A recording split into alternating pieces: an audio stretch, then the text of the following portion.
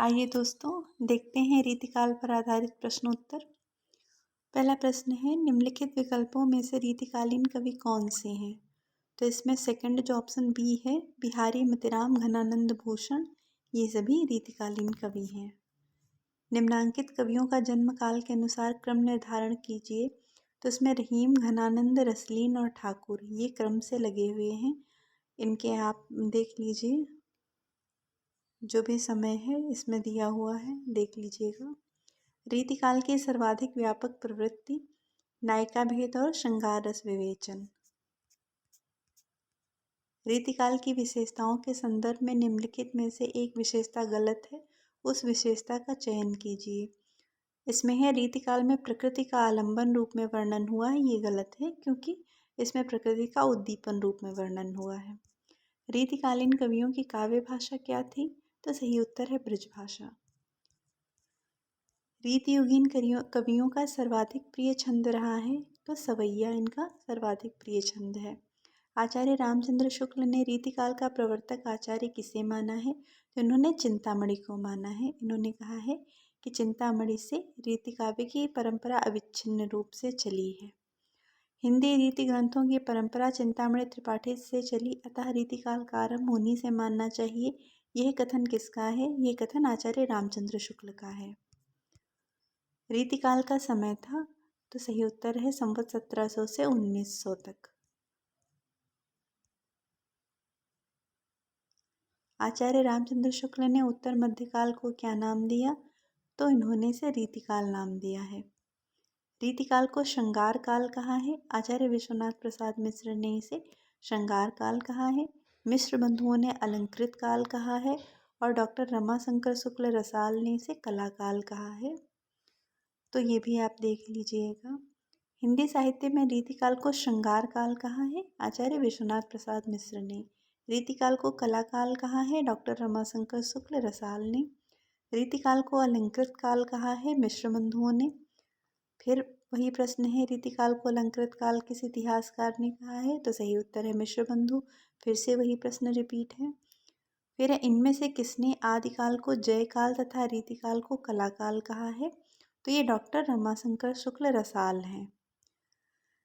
अब देखते हैं रीतिबद्ध काव्य धारा। जो रीति काव्य है इसके अंतर्गत 3 प्रकार की काव्य धाराएं थी, रीतिबद्ध, रीतिमुक्त और रीतिसिद्ध। तो तीनों के बारे में देखते हैं। सबसे पहले रीतिबद्ध। किस रचना को छंदों का अजायब घर कहा जा सकता है? तो इसका सही उत्तर है रामचंद्रिका। इसके लेखक केशवदास हैं, इसको छंदों का अजायब घर कहा गया। कवि प्रिया के रचनाकार का नाम बताइए। ये भी केशवदास की कृति है। रामचंद्रिका किस कवि की कृति है? ये केशवदास की है। हिंदी की रस रीति परंपरा का प्रस्थान ग्रंथ है, ये रसिक प्रिया केशवदास का, मतलब जहाँ से रस रीति परंपरा शुरू हुई। विज्ञान गीता के लेखक हैं केशवदास। विज्ञान गीता की रचना किसने की? केशवदास। फिर से वही प्रश्न रिपीट है। जहांगीर जस चंद्रिका के रचनाकार हैं केशवदास। इनमें से कौन सा ग्रंथ केशव का नहीं है? तो इसमें भाषा भूषण नहीं है, बाकी सब केशवदास के हैं। भाषा भूषण जसवंत सिंह का है। भाषा बोल न जानी जिनके कुल के दास, तिन भाषा कविता करी जड़मति केशवदास। ये पूरा कथन है, तो इसमें केशवदास नाम आ ही जाता है, आपको पता चल जाएगा। आधा दिया हुआ है तो आप समझ लीजिए केशवदास का है। हिंदी साहित्य में निम्नलिखित पंक्तियाँ किसके द्वारा लिखी गईं? यद्यपि सुजाति सुलक्षणी सुबरन सरस सुवृत्त भूषण बिनु न विराजई कविता वनिता मित्त। ये केशवदास का कथन है। अलंकारों को प्रतिपादित करते हुए उन्होंने ये पंक्तियाँ लिखी हैं। फिर से वही प्रश्न रिपीट है कि ये किसका कथन है? तो केशवदास का है। फिर से वही प्रश्न रिपीट है। फिर है, आचार्य भिखारी दास कृत प्रमुख काव्य शास्त्रीय ग्रंथ है। तो इसमें 2 ग्रंथ दिए हुए हैं, काव्य निर्णय और रस सारांश। ये दोनों आचार्य भिखारी दास के हैं।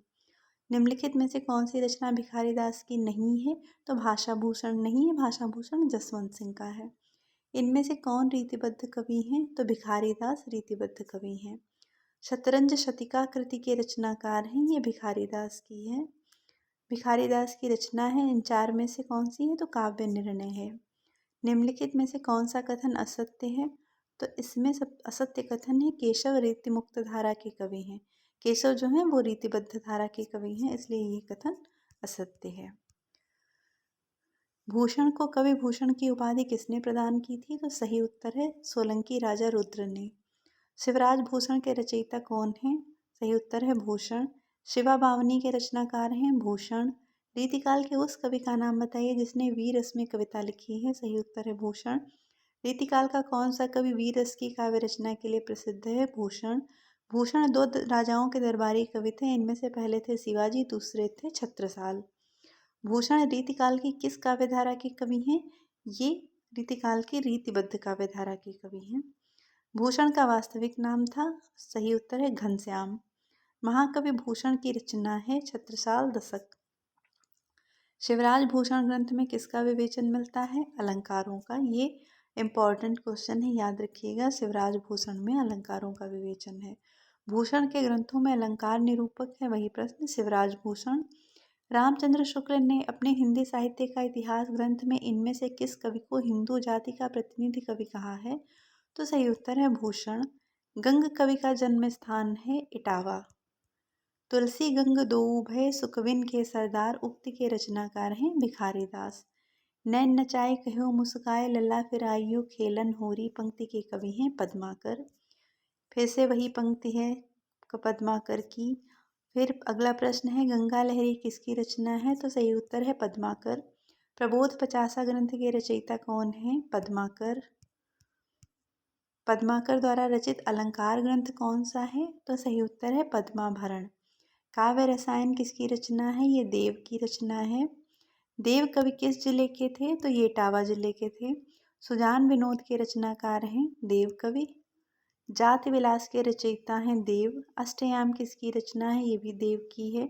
इसके अलावा अष्टयाम नाभादास का भी है, लेकिन यहाँ देव का ही हो रहा है उल्लेख। रीतिबद्ध कवि देव हैं रसवादी। देव किस प्रकार के कवि हैं? फिर से वही प्रश्न रसवादी। भूल कहत नवरस सुकवि सकल मूल सिंगार, ये उक्ति किस आचार्य की है? ये देव की है। अमिय हलाहल मद भरे श्वेत श्याम रतनार, जियत मरत झुक झुक परत जी चितवत एक बार। इस प्रसिद्ध दोहे के रचयिता हैं, ये रसलीन का दोहा है।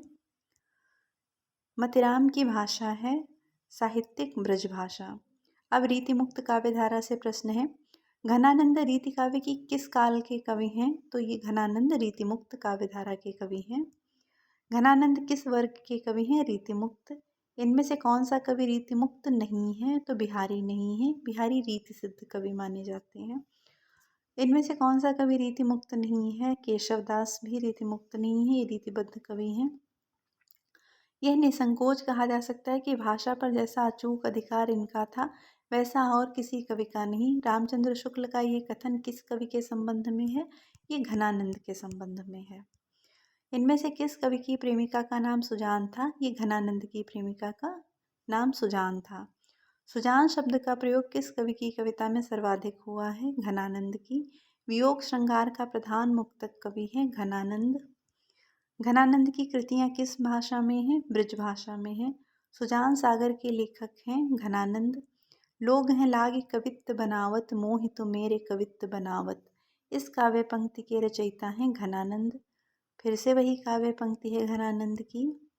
फिर से वही काव्य पंक्ति रिपीट है। अगला प्रश्न है अति सूधो स्नेह को मार्ग है, जहाँ नेक सयानप बाक नहीं। इस पंक्ति के लेखक हैं घनानंद। सीख लीनो मीन मृग खंजन कमल नयन, सीख लीनो जस और प्रताप को कहानो है। ये पंक्तियाँ किसकी हैं? ये ठाकुर कवि की हैं। ये रीति मुक्त काव्यधारा के कवि ठाकुर भी हैं। कवित्त रत्नाकर के रचयिता हैं, ये सेनापति की कविता है। कवित्त रत्नाकर किस भाषा में रचित है? ये ब्रज भाषा में है। सुजान चरित्र के रचयिता हैं सूदन। निम्न में से किस कवि ने सतसई की रचना नहीं की है? तो ये सेनापति हैं। आप जब जहाँ कहीं भी नहीं लिखा हो उसको गौर से पढ़ लीजिए।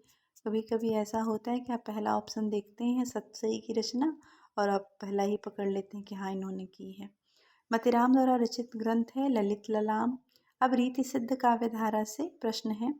रीतिकाल की रीति सिद्ध काव्यधारा के कवि हैं तो बिहारी हैं। बिहारी रीतिकाल की किस काव्यधारा के कवि हैं? रीति सिद्ध। तो ये बी ऑप्शन है। निम्नलिखित में से कौन सा कवि रीतिबद्ध परंपरा में है? तो सही उत्तर है मतिराम। बिहारी किस धारा के कवि हैं? रीति सिद्ध। निम्नलिखित में से किस एक कवि ने लक्षण ग्रंथ की रचना नहीं की है? तो बिहारी लाल ने नहीं की है। द्रग उरुझत टूटत कुटुम जुरत चतुरचित प्रीत, ये कथन किसका है? ये बिहारी का है। बिहारी सतसई में दोहे हैं, इसमें 719 दोहे हैं बिहारी सतसई में। बिहारी की रचना का नाम है बिहारी सतसई। बिहारी निम्न में से किस काल के कवि थे? ये रीतिकाल के कवि थे। बिहारी सतसई किस भाषा का ग्रंथ है? ये ब्रज भाषा का है। रीतिकाल का वो कौन सा कवि है जो अपनी मात्र एक कृति से हिंदी साहित्य में अमर हो गया? तो ये बिहारी ही हैं। तो रीतिकाल पर आधारित प्रश्न यहीं तक थे।